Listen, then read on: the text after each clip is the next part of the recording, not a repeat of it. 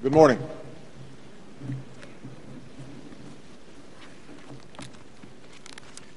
Mr. President, Mr. Secretary General, fellow delegates, ladies and gentlemen, it is my honor to address you for the first time as the 44th President of the United States.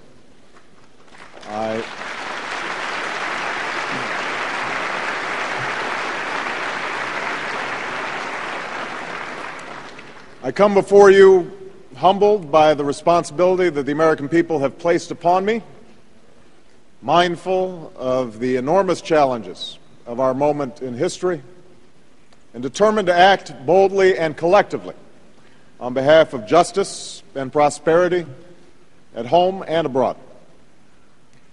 I have been in office for just 9 months, though some days it seems a lot longer. I am well aware of the expectations that accompany my presidency around the world. Now, these expectations are not about me. Rather, they are rooted, I believe, in a discontent with the status quo that has allowed us to be increasingly defined by our differences and outpaced by our problems. But they are also rooted in hope. The hope that real change is possible, and the hope that America will be a leader in bringing about such change. I took office at a time when many around the world had come to view America with skepticism and distrust. A part of this was due to misperceptions and misinformation about my country. Part of this was due to opposition to specific policies and a belief that on certain critical issues, America had acted unilaterally, without regard for the interests of others. And this has fed an almost reflexive anti-Americanism, which too often has served as an excuse for collective inaction. Now, like all of you, my responsibility is to act in the interests of my nation and my people, and I will never apologize for defending those interests. But it is my deeply held belief that in the year 2009, more than at any point in human history, the interests of nations and peoples are shared. The religious convictions that we hold in our hearts can forge new bonds among people, or they can tear us apart. The technology we harness can light the path to peace or forever darken it. The energy we use can sustain our planet or destroy it. What happens to the hope of a single child anywhere can enrich our world or impoverish it. In this hall, we come from many places, but we share a common future. No longer do we have the luxury of indulging our differences to the exclusion of the work that we must do together. I have carried this message from London to Ankara, from Port of Spain to Moscow, from Accra to Cairo, and it is what I will speak about today. Because the time has come for the world to move in a new direction, we must embrace a new era of engagement based on mutual interest and mutual respect, and our work must begin now. We know the future will be forged by deeds and not simply words. Speeches alone will not solve our problems. It will take persistent action. So for those who question the character and cause of my nation, I ask you to look at the concrete actions we have taken in just 9 months. On my first day in office, I prohibited, without exception or equivocation, the use of torture by the United States of America.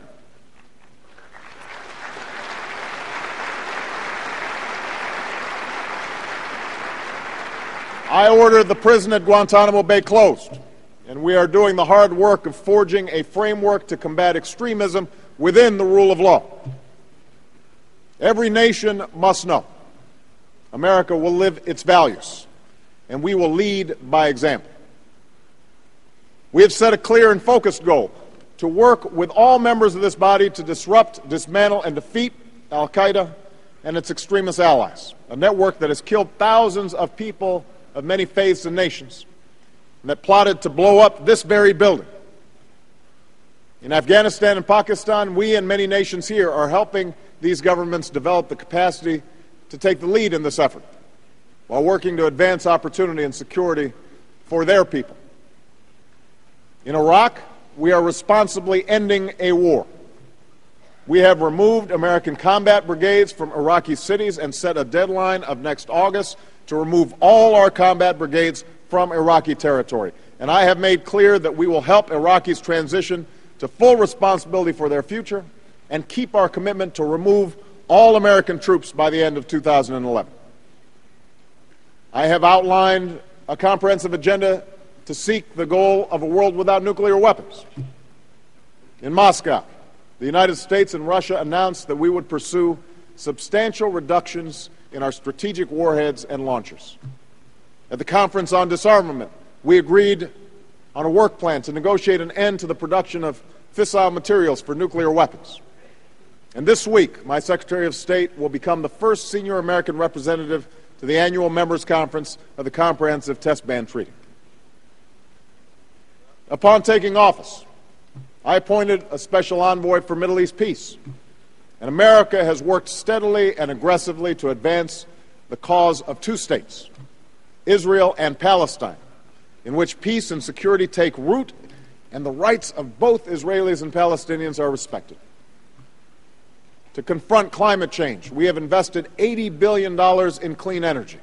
We have substantially increased our fuel efficiency standards.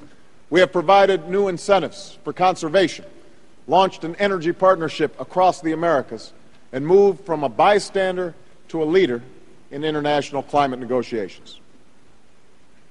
To overcome an economic crisis that touches every corner of the world, we worked with the G20 nations to forge a coordinated international response of over $2 trillion in stimulus to bring the global economy back from the brink. We mobilized resources that help prevent the crisis from spreading further to developing countries. And we joined with others to launch a $20 billion global food security initiative that will lend a hand to those who need it most and help them build their own capacity. We have also re-engaged the United Nations. We have paid our bills.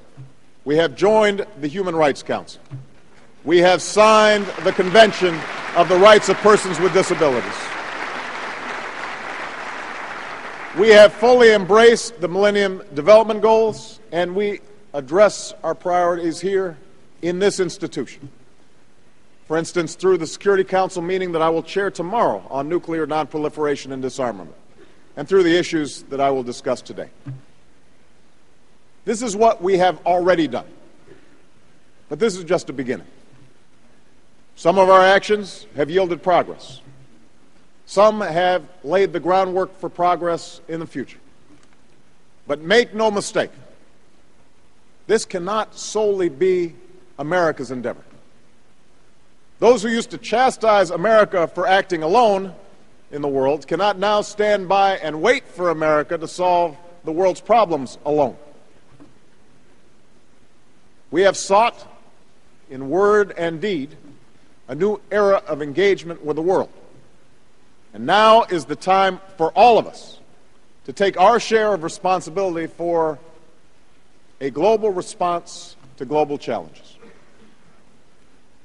Now, if we are honest with ourselves, we need to admit that we are not living up to that responsibility. Consider the course that we're on if we fail to confront the status quo. Extremists sowing terror in pockets of the world, protracted conflicts that grind on, genocide, mass atrocities, more nations with nuclear weapons, melting ice caps and ravaged populations, persistent poverty and pandemic disease. I say this not to sow fear, but to state a fact. The magnitude of our challenges has yet to be met by the measure of our actions. This body was founded on the belief that the nations of the world could solve their problems together. Franklin Roosevelt, who died before he could see his vision for this institution become a reality, put it this way, and I quote, "The structure of world peace cannot be the work of one man or one party or one nation. It cannot be a peace of large nations or of small nations. It must be a peace which rests on the cooperative effort of the whole world." The cooperative effort of the whole world. Those words ring even more true today, when it is not simply peace, but our very health and prosperity that we hold in common. Yet, we also know that this body is made up of sovereign states.